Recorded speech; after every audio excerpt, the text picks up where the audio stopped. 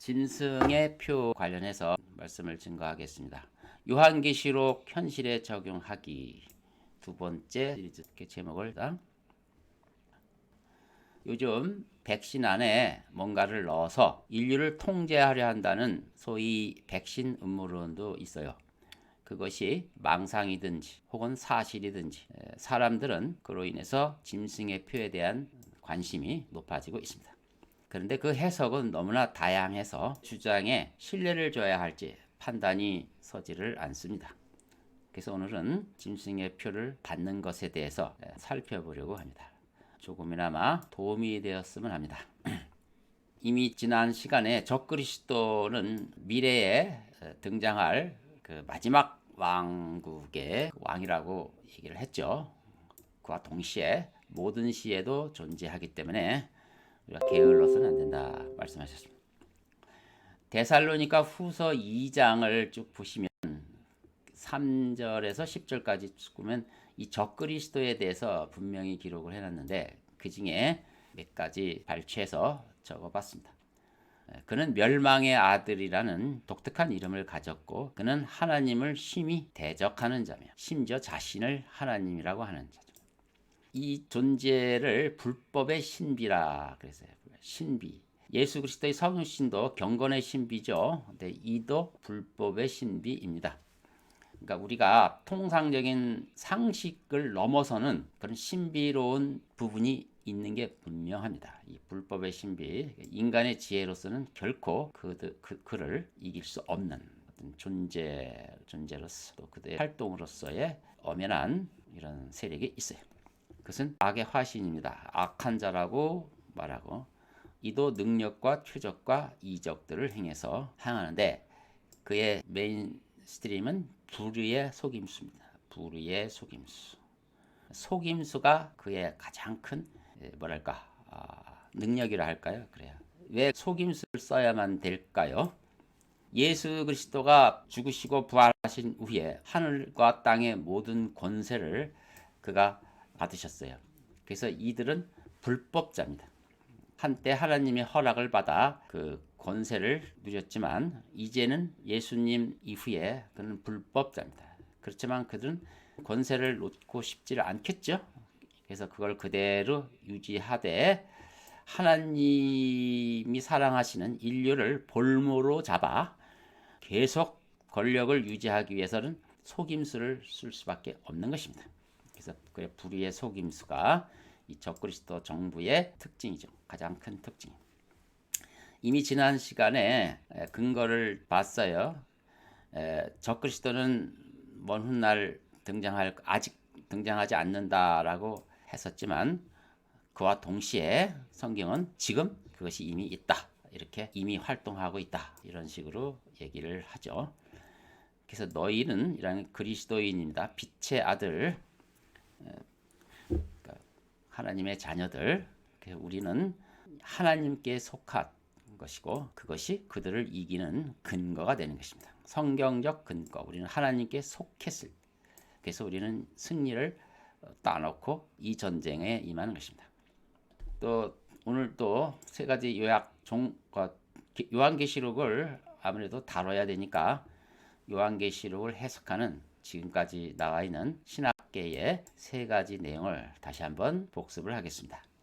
과거 학파라고 하는 부류에서는 계시록에 나와 있는 모든 기록들, 대환란이나 그다음에 적그리스도의 존재 이런 것들은 전부 과거에 이미 해결이 되었다라고 생각하는 사람들입니다. 로마의 예루살렘 파괴를 또 과거로 끝났고 그러니까 어떤 재앙이라든가 이런 것들은 과거에 다 마무리됐으니 현재는 점점 좋아진다.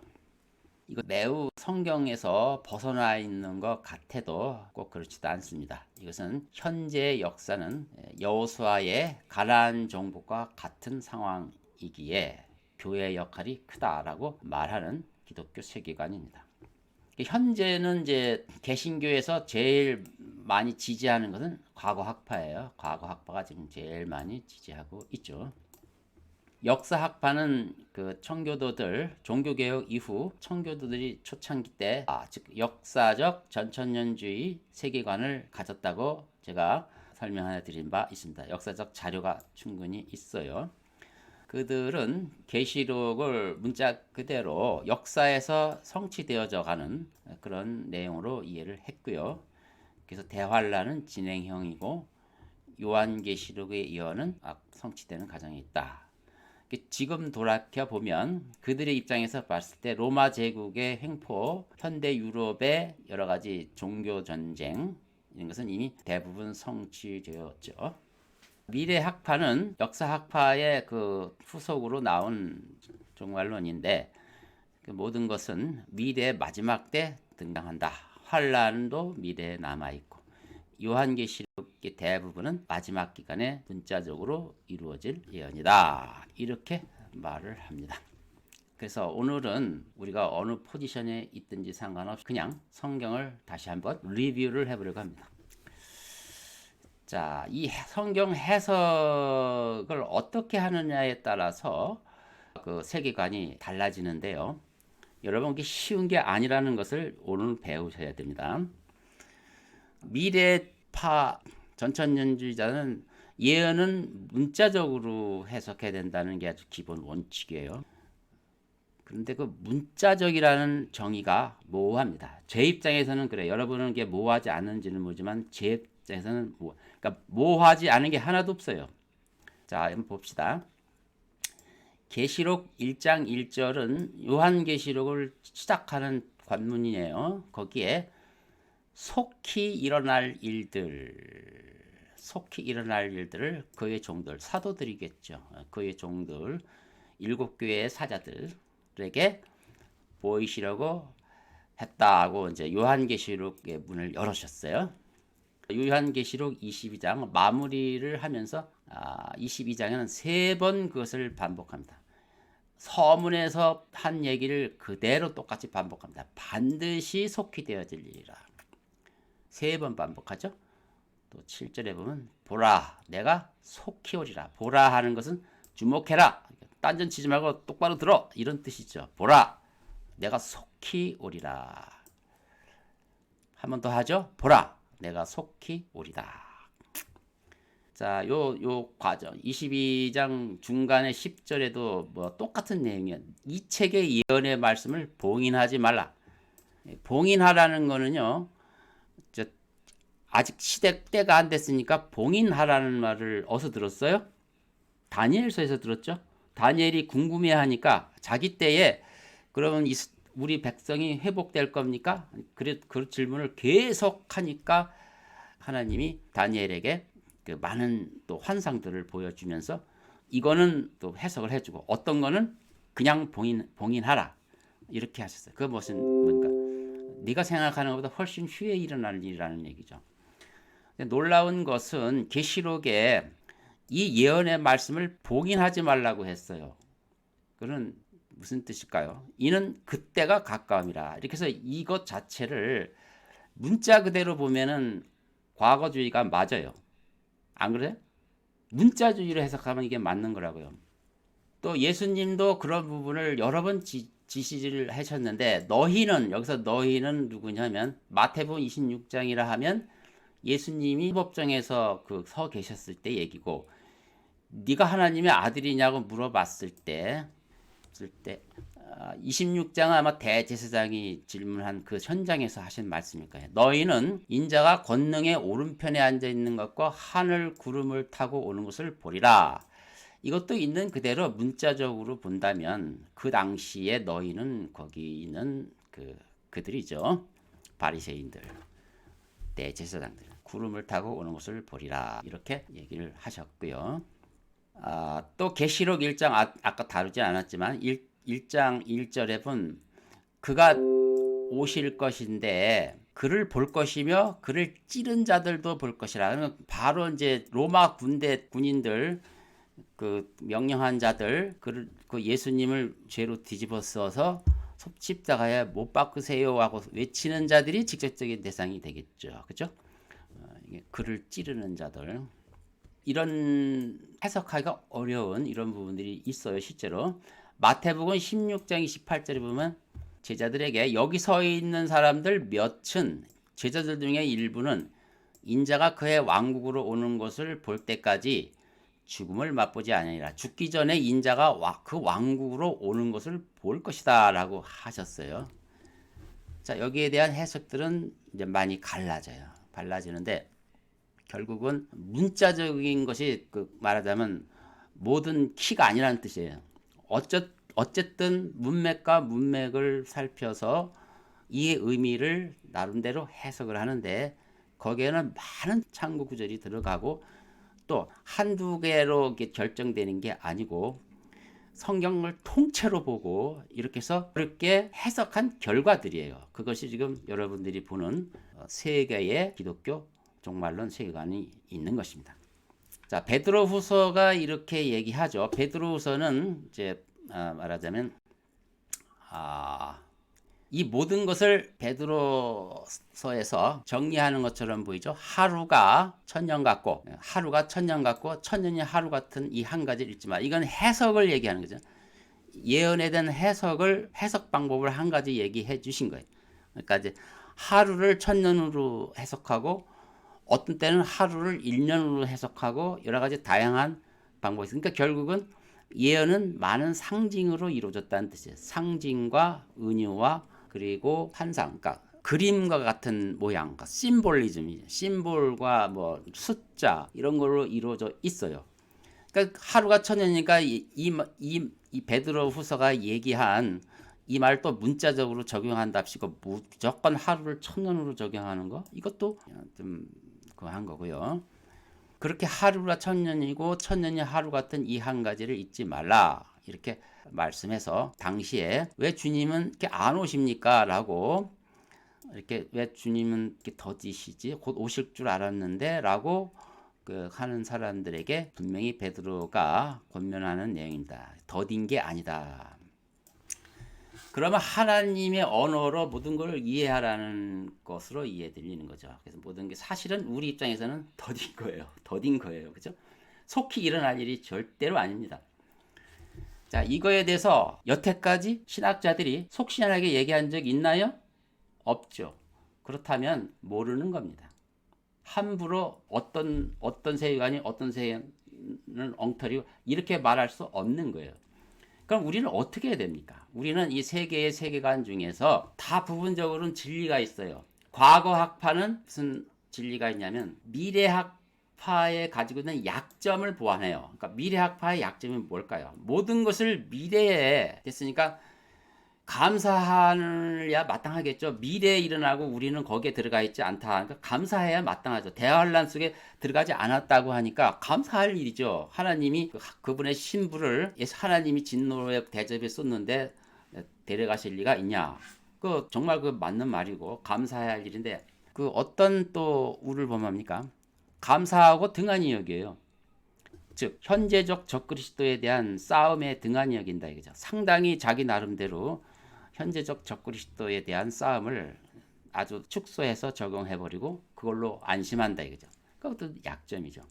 과거학파는 이런 부분들이 약점이 많죠. 그냥 있는 분명히 아무리 읽어봐도 계시록 전체를 읽어봐도 이게 어떻게 과거에 일어났냐라고 하지만 그들이 초점은 어디에 있느냐면 그것을 인정하게 되면 학파가 가지고 있는 그런 영적 게으름이 스며들고 구원이라는 것이 오로지 사람을 거듭나게 해서 저 세상으로 데려가는 것이 전체가 목적이 아니라는 게 성경에 나와 있기 때문에 구원받은 자가 현재 어떤 삶을 살아야 되는 게 성경이 또 빅 테마거든요. 아주 큰 주제거든요. 그것을 해결하는데 미래학파는 한계가 있어요. 분명히 한계가 있습니다.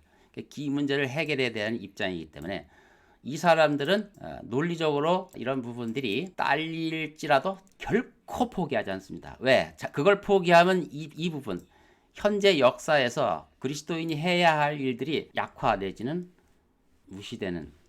그러면 어떻게 해야 됩니까? 역사학파는 왜 또 실수를 범했을까요? 역사학파도 나름대로 진정성이 있어요. 왜냐하면 너무너무 어려운 현실에서 계시록을 읽어보니까 위로를 찾기 위해서 계시록을 읽어보니까 현재 일어난 상황하고 너무 흡사하다 이거죠. 그럼 우리를 위해서 이거를 해주셨구나. 생각을 하고 터키의 침략을 뭐 적그리스도가 쳐들어오는 그걸로 보고 뭐 있는 거예요. 그러니까 보니까 우리가 제3자 입장에서 역사를 보는 게 아니라 역사의 한 주인공으로 보면요. 개인마다 달라요. 어떤 개인은 평화롭게 살고 어떤 개인은 아주 대환란 속에 있고요. 우리나라로 봐도 북한은 지금 현재 대환란 과정에 있는 거고 남한은 이건 뭐 천연왕국 상황에 있는 것이고 이런 개인적인 입장에서도 서로 다르고 이것은 하나님이 고의적으로 모든 것에 다 적용할 수 있도록 해 주신 거라고 저는 개인적으로 잠정 결론을 내렸습니다. 그리고 이거를 정확하게 해석하려면 내가 이거는 시간이 필요하겠구나. 그러면 어떻게? 그래서 보니까 이제 성경 해석학이라는 책이 있어요. 성경 해석학이 뭐 엄청 두꺼운데 성경 해석이 이렇게 어려운 분야구나 그걸 깨닫고 저는 이제 개인적으로 그걸 좀 독파하려고 합니다. 근데 거기에는 심볼을 해석하는 거, 그다음에 환상을 해석하는 거, 예언을 해석하는 거, 그다음에 지규, 은유 이런 부분들을 성경 해석적 관점에서 이렇게 쭉 써놨는데 요즘 책이 아니고 고전입니다. 교회에서 잘 읽지를 않아가지고 소외된 책이에요. 그걸 누가 또 이렇게 마련한 걸 내가 발견해서 봤더니 내용이 참 신실하더라고요. 성경 해석의 기준과 원칙을 세우려면 이 정도는 공부를 해야 되는데 너무 피상적으로 뭐 문자적, 뭐 풍요적 이것도 굉장히 이게 모호한 얘기거든요. 문자적, 풍요적 그런 거를 배워서 성경을 해석하고 모르면 차라리 우리가 전체적인 그림을 쭉 봐서 그들이 주장하고자 하는 궁극의 목적이 뭐냐를 살펴보면 그건 좋은 점이 드러나거든요. 그래서 우리는 그러한 좋은 점을 취하는 것이 옳다.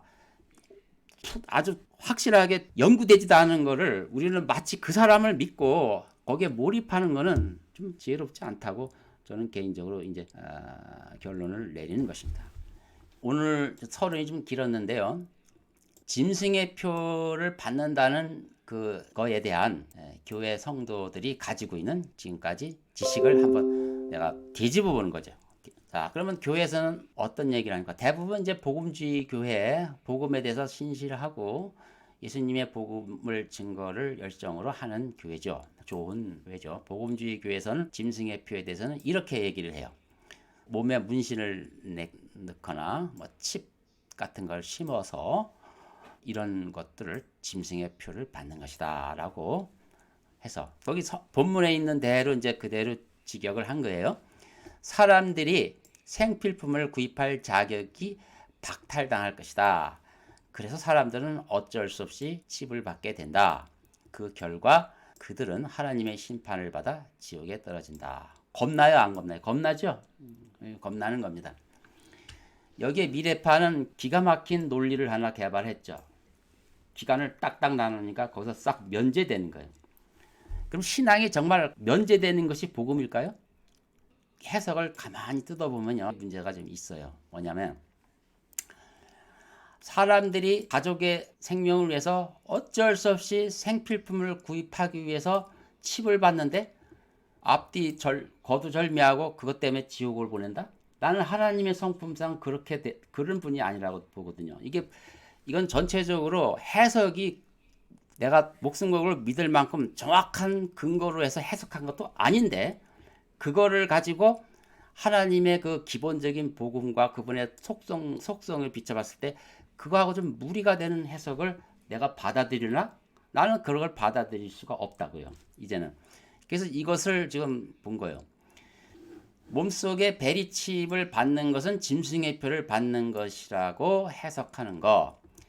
나는 그것은 그가 과거에 무슨 신앙생활을 했든 그가 어떤 간증이 있든 무관하게 영원한 생존권을 그것 때문에 박탈한다? 그건 나는 맞지 않다고 봅니다. 그러니까 미래 학자들은 그러기 때문에 그 대환란에 안 들어가는 거다고 얘기를 하죠. 거기에도 분명히 약점이 있다고 얘기했어요. 구원의 기준은 전인격적 신뢰입니다. 구원이라는 기준이 뭐를 받았다 안 받았다 거기에 있는 게 아니고요. 이건 인격 대 인격의 문제예요. 전 인격적 신뢰인데 내가 믿음을 가졌다는 건 하나님을 신뢰한다는 얘기인데 내가 하나님을 신뢰하느냐 안 하느냐가 중요한 거고 하나님의 사랑을 깨닫느냐 안 깨닫느냐가 중요한 거죠. 그래서 복음을 믿는다는 것은 첫째로 하나님의 아들을 믿고요. 그분이 죄인들을 위해서 하신 일을 믿는 거예요. 그게 바로 하나님의 사랑이라는 근거라는 걸 확실히 믿고 반응하는 것이에요. 이처럼 복음은 아주 웅장한 사랑의 서사시라고요. 이런 서사시를 이런 거 가지고 쓰레기통에 버려요? 저는 말이 안 된다고 봅니다. 복음을 다시 리뷰를 하면 이겁니다. 하나님께서 죄인들을 하나님의 가족으로 입양하기 위해서 창세 전부터 계획하신 일을 실행하신 거예요. 그래서 그 아들을 세상에 보내셨고요. 하나님의 아들 예수 그리스도께서 그 아버지의 인간을 향한 사랑, 아버지가 먼저 사랑해가지고 아들이 순종했죠. 아버지는 진노하시는데 아들이 중간에 나서서 막은 게 아니라고요. 하나님을 그런 신으로 비추게 했어요. 복음주의자들이. 아버지가 사랑을 하셔가지고 그 아들이 순종을 해가지고 아버지의 사랑을 세상에 나타냈지. 아버지는 진노하시는데 중간에 아들이 나타나가지고 우리를 보호했다? 그러면 하나님의 아버지가 어떤 아버지가 되는 거예요? 그거는 복음을 쉽게 전하기 위해서 하는 건 좋은데 이제는 문제가 돼요. 옛날에는 그보다 더한 험한 세상이 있기 때문에 그것만 해도 하나님이 참 나를 사랑했다고 얘기하지만 이제는 그거 가지고는 씨알도 안 맥혀요. 그런 복음을 가지고 세상에 나가서 전하면 너나 믿으라고 합니다. 하나님의 사랑은 창세전부터 있었어요. 아버지가 하나님의 가족으로 입양한다. 이게 복음의 핵심인데 그래서 하나님의 가족으로 품에 들어온 자를 내칠 수가 없는 거죠. 자, 그래서 이러한 기본 원칙을 해치는 성경 해석은 수정된다. 일단 우리의 그 믿는 바는 아니지만 어떤 일부 사람들이 믿는 베리칩 짐승의 표는 그러한 것을 받는 것이다. 그래서 잘못하면 지옥에 간다. 이렇게 믿는 것은 전체적으로 잘못된 것이다. 이렇게 진단을 하고 싶은 것이죠. 자, 그러면 그렇다면 짐승의 표를 받는 무엇을 의미냐? 읽어보면 뭐 딱 그건데 자, 짐승의 표는요. 아까도 악한 자라고 했듯이 이건 퓨어 이불입니다. 아주 여기 순수자가 붙어야 될지 모르지만 악도 순수하게 있나? 예. 악의 아주 가장 깊은 그런 거죠. 아주 악 그 자체인 이 짐승, 적그리스도의 이 거짓 선지자죠. 이 짐승이 표를 줬다는 것은 그거의 표식이다. 자, 이것을 이렇게 보는 거예요. 짐승을 환영하며 따르는 자들이 부귀영화를 얻기 위해 얻어내는 표다. 여기서는 중요한 것은 자발성이 중요한 거예요. 자발적으로 받는 자격이다. 이것을 받는 것이다. 그래서 우리가 얘기하는 무심코 또는 억지로 어쩔 수 없이 받는 그것이 아니라는 거죠. 바로 이런 짐승의 표를 받아서 바로 지옥에 보내는 이유는 그들은 기꺼이 자유로운 선택으로 그 동일한 악행을 하기로 결정한 겁니다. 지옥에 보낼 마땅한 거죠. 지금 이제 여기까지가 짐승의 표를 받는다는 그 해석에 저는 여러분에게 말했습니다. 자발성이다. 이건 자기가 선택하는 것이다. 하나님의 아들을 믿고 내가 그리스도인이 되는 것도 내가 선택하는 것처럼 짐승의 표를 받는 것도 내가 선택하는 거다. 그 형식은 중요하지 않다. 짐승의 표를 받게 하는 자들 현실적 적용입니다. 이거는 저는 그들을 분명히 증거합니다. 그들은 현실 우리에게 적그리스도의 일을 하는 자들은 요즘에 세상을 이끄는 지도자들 다 포함합니다. 거기에는 UN, G20이 모이는 거기에 정상들, 환경론자들, 인권주의자들, 또 병이나 이런 의료를 주관하는 자들 너나 할 것 없이 전부 악해요. 어쩌면 그렇게 위선적이고 어쩌면 그렇게 악한지 모르겠어요. 이러한 신세계 질서를 이끌고 새로운 사회를 이끌어 간다는 자들이 하는 행위들이 제가 딱 보면 이게 꼭 적그리스도예요. 딱 보면. 그래서 그걸 추정하는 자들은 반인륜적 범죄 행위를 합니다. 이거 아니면 누가 있을까요? 지금 저는 없어요. 찾아야 되거든. 우리는 이걸 찾아야 되는데 없어요. 없다고. 이 사람들 외에는 없어요. 이렇게 딱 포착된 자들은 이들이라고. 그래서 그 외에 대안이 없어요. 대안이 있으면 고민했으면 좋겠는데 대안이 없더라고. 그래서 그들의 순수 악이 활동하며 속임수로 많은 사람들을 미혹하고 있는 걸 보고 있는데 이 신세계 질서 추종자들이 적그리스도의 집단이 아니고 뭐겠냐고요. 나는 그렇게 얘기를 하는 거예요. 그러면 짐승의 표를 받는 자들이란 그들의 그 노선을 따르는 자들이다 이거죠. 자, 계시록 13장을 볼까요? 거기 바로 16절에 그가, 여기는 적그리스도죠. 모든 자, 즉 작은 자나 큰 자, 부자나 가난한 자, 자유자나 종이나 그들의 오른손이나 이마에 표를 받게 하고 그 표나 그 짐승의 이름이나 그 이름의 숫자를 지닌 사람을 제외하고는 아무도 사거나 팔 수 없게 하더라. 이런 말씀이 있어요. 여기에 대해서는 해석을 모든 자라고 하는 것은 한 사람도 빼놓지 않고 모든 인류로 해석한다. 그러면 이제 어떻게 되느냐면 이제 하나님은 그냥 죽이기로 작정한 거죠. 이 인간들을 지긋지긋한 인간을 죽이기로 작정한 그렇게 이 해석이 돼요. 모든 자. 근데 이걸 이렇게 유연하게 해석해 보세요. 모든 자란 여기서 뭐 큰 자나 작은 자, 부자, 가난한 자, 자유자, 종이나 이런 게 쭉 했을 때 이건 모든 자라는 거 올 하나도 빼지 이걸 강조하는 말이냐? 그게 아니고 모든 종류의 사람, 즉 그 적그리스도의 통제 영역이 이처럼 광범위하다함을 얘기하는 수사적인 표현, 이렇게 충분히 해석이 되는 것입니다. 그래서 그렇게 해석해서 통제 범위, 통제에 말 안 듣는 자는 벗어나지만 통제에 잘 따르는 자는 바로 여기에 속하는 거예요. 모든 자. 그들의 통제에 잘 따르는 자들. 적그리스도들이 옛날 독재들처럼 그렇게 무식하게 할 것 같아요? 엄청 스마트합니다. 그래서 신세계 질서 세력들, 신세계 질서주의자들, 이 인류를 통제하는 원리를 제가 봤어요. 그들은 자기들 말을 들어야 한다고 끊임없이 얘기해요. 그걸 말을 안 듣는 자는 인간 취급을 안 해요. 그들은 적폐로 몰아요. 그런데 그 말 들어야 되는 것은 다른 게 아니고 부와 영예를 얻을 수 있다는 거죠. 이 원칙이 확고해요. 그들은 돈이에요. 돈으로 사람을 노예 삼는데 그의 원칙이 확고함을 보고 그는 모든 여러 가지 실제적인 증거로서 그것을 보여주고 있어요. 그러니까 누가 따르냐? 부에 굶주린 사람들. 부에 굶주린 사람들은 따라가게 돼 있어요. 그 사람들을 자연스럽게 종으로 삼는 거죠. 그것이 짐승의 표를 받는 자들의 진짜 의미다. 이런 예봉을 피해서 베리치비니 이런 걸로 예봉을 피하냐고요. 그게 아니라고요. 짐승의 표를 받는 자들은 첫째로 짐승이 인도하는 그 길을 좋아서 가는 겁니다. 이들은 많은 사람들을 이렇게 하려고 하는데 이상하게요. 시스템은 개발되고 발전했는데 자꾸 양극화돼요. 세상이 부자와 빈자로 양극화된다는 말입니다.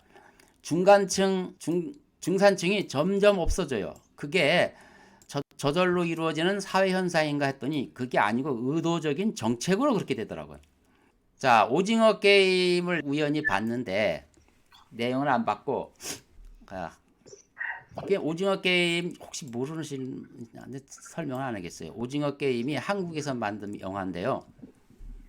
굉장히 인기입니다. 세상에 아주 선풍적인 인기고 근데 이건 앞으로 전개될 세상 모습을 그대로 풍자한 거예요.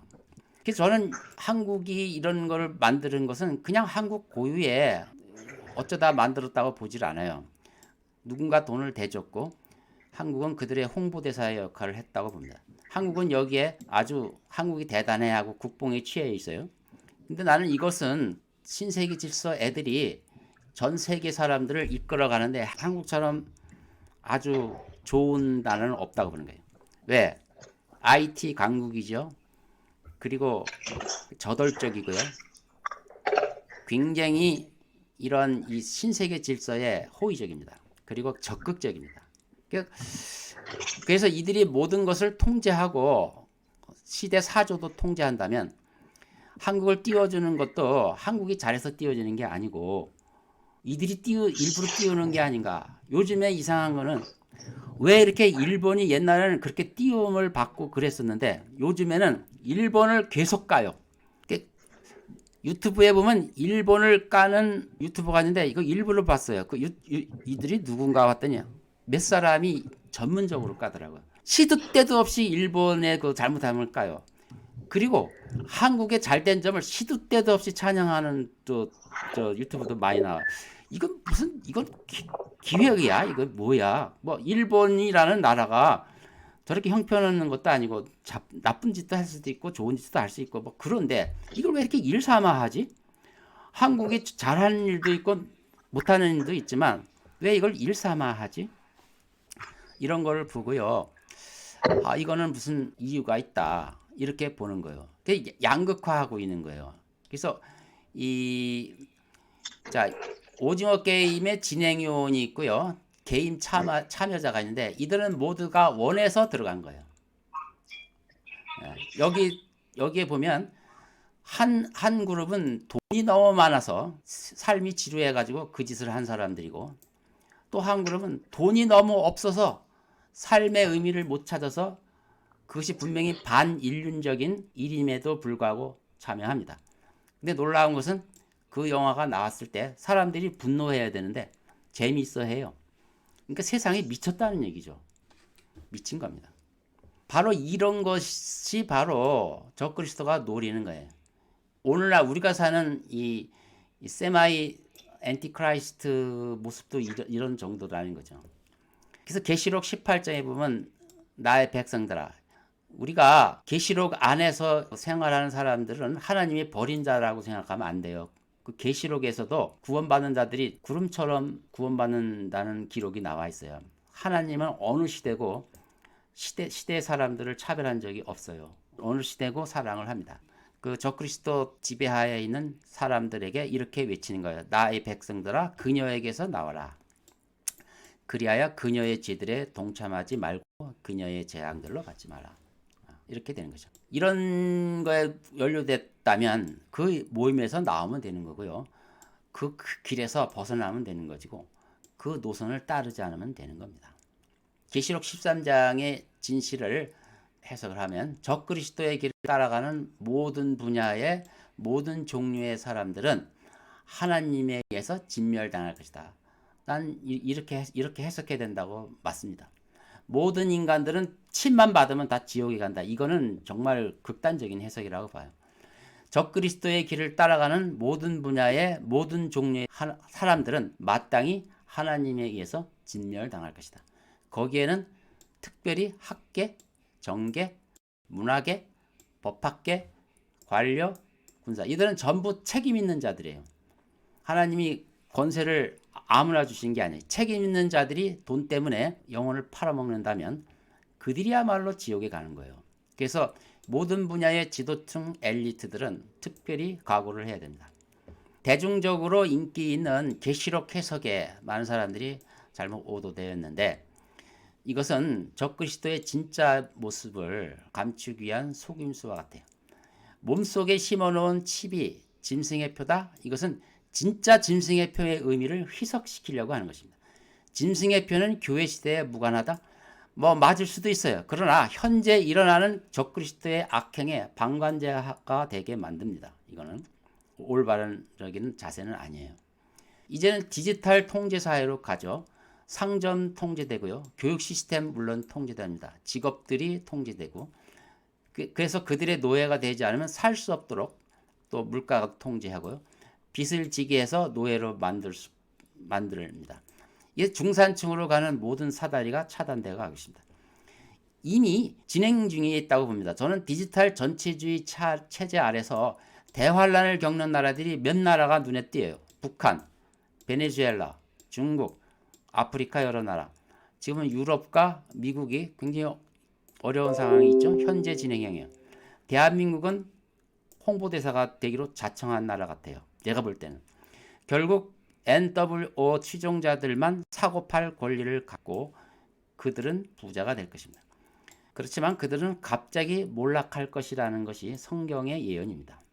그들은 갑자기 몰락하시라는 것을 붙들고 그들의 유혹에 넘어가서는 안 되겠죠. 빅미디어가 사람들을 세뇌시키는데 아주 중요한 역할을 하는데 계시록의 사형이 지금도 진행형입니다. 그들은 온 세상을 미혹하며 사람들을 속입니다.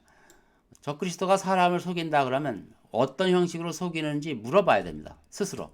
오늘날 나를 속이는 적그리스도의 속임수는 뭐냐? 그것도 안 물어보고 무조건 있으면 그거는 잠자는 거죠. 사람들을 속여서 그들이 스스로 택하도록 하는 것. 이것이 그들의 작전이에요. 그들의 신은 곧 사탄은 여러분 다니엘보다 지혜롭습니다. 아주 스마트한 시대 정신으로 많은 사람들을 자발적으로 그 길로 가도록 유도할 것입니다. 한 예를 들어보겠습니다. 백신에 관련해서 들어보겠습니다. 어떤 분이 멀쩡한 자기 오빠가 있었는데 오늘 갑자기 돌아가셨다고 이유를 물어보니까 백신을 맞고 부작용으로 돌아가셨다는 거예요. 오빠 장례를 치르기 위해 전에 그는 서둘러서 예약한 백신 날짜를 앞당겨서 백신을 맞고 초상을 치르러 갔습니다. 오빠가 백신 부작용으로 죽었는데 그 동생은 그것을 공공의 선으로 여기고 자랑스럽게 맞고 갔습니다. 인과관계를 따져보지 않습니다. 그만큼 세뇌되었다는 거예요. 미디어가 이렇게 무서운 겁니다. 빅미디어. 미디어에서 나온 것은 다 옳은 걸로 접고 얘기하는 거 이런 거죠.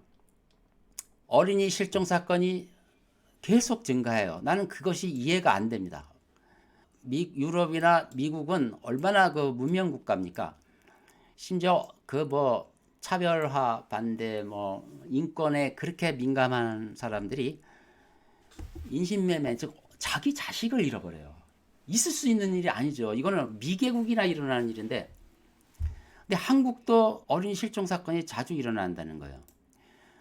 한국의 수준은 어떤지 아세요? 제가 어디 놀러 갔다 지갑을 놓고 갔어요. 근데 다시 불인학교 갔더니 지갑이 그대로 있더라고. 남의 지갑도 안 가져가는 한국 사람들이 어떻게 애를 잊어버리냐고요. 애가 잊어버리면 당연히 찾아주죠. 여러분 그 요구르트나 우유팩에 어린이 실종 사진 못 보셨어요? 많이 보이죠? 이건 이상한 겁니다. 그건 뭔가 이상한 거예요. 우리 수준은 그 훨씬 높여 있는데 왜 어린아이가 납치되느냐고요. 여기에 언론인 입 다물고 증인들의 입을 차단하고 정치인 법조인은 침묵하고 인권운동가들은 이런 극악무도한 인류 범죄에 대해서는 하나같이 벙어리예요. 이미 양심을 팔아먹은 자들이 오늘도 있는 겁니다. 이런 경계를 안 하면 안 돼요. 세상은 우리가 생각하는 것보다 훨씬 악한 자들이 들벅들벅해요. 대형마트에서 애들 함부로 놀게 놔주지 마세요. 그건 제가 경고하는 겁니다. 짐승의 표를 받는다는 영적인 의미는 어떤 특정한 날의 특정한 사건이 아니다. 나와 상관없는 특별한 사건이 아닙니다. 그것은 여러분의 일이고 지금 일어나고 있습니다. 짐승의 표 바로 그때 일어날 일이 아닐지언정 그거의 일들이 지금도 일어나는 거예요. 그들에게 내 영혼을 팔아먹는 것. 그들에게 현재 내가 권력을 유지하기 위해서 내 인기를 유지하기 위해서 가수가 아니면 영화배우가 또는 사업가가 뭔가를 거래한다면 그게 다 짐승의 표를 받는 거예요. 그게. 그 악한 자들하고 타협해서는 안 되는 거예요. 인간. 그리스도인이기 전에 인간이면 타협해서는 안 되는 거예요. 당연히 그리스도인은 타협을 안 해야 되겠죠. 그래서 짐승의 표에 대한 이해를 저는 자발적으로 따르는 자들을 받는 거다라고 말합니다. 그래서 어떤 자들은 무의식 중에 짐승의 표를 받을 수 있으니까 조심해야 된다고. 그래봐야 혼란만 일어나지 해결되는 거 아무것도 없죠. 아무것도 없고요. 또 어떤 이는 우리와는 상관없는 일이라고 또 방관하는 자도 있고요. 그러나 적그리스도는 지금도 활동한다는 사실을 아셔야 됩니다. 지금도 하나님이 평가 안 하십니까? 하죠. 지금도 합니다. 사람들은 자발적으로 돈과 영예를 얻기 위해서 인간이기를 포기하는 일이 요즘 많이 일어납니다. 그것은 바로 자발적으로 그 사탄의 길을 따르는 것이고, 그래서 그 길을 택한 자는 당연히 지옥의 형벌을 면할 수 없는 거죠. 마지막 때는 고통스러운 때입니다. 이럴 때일수록 보고만에 굳게 서야 합니다. 첫째로 아셔야 될 것은 하나님은 사랑이십니다. 연약한 사람들을 빌미만 보이면 지옥에 보내는 그런 분이 결코 아닙니다. 아들을 아끼지 않으시고 우리에게 내주신 아버지의 사랑을 믿으시고 모든 것을 아버지여 의논하시며 어려운 길을 헤쳐나가십시오. 혹 그들의 길에 들어섰다 하더라도 십자가 앞에 나와 회개하면 되는 것입니다. 한 번 받으면 끝장나는 것은 그런 거 아닙니다. 신앙은 삶이며 심판은 그것에 대한 평가입니다. 우리 모두 악인의 길에 들어서지 않도록 조심하고 기도하며 거룩한 길을 계속 가시기 바랍니다.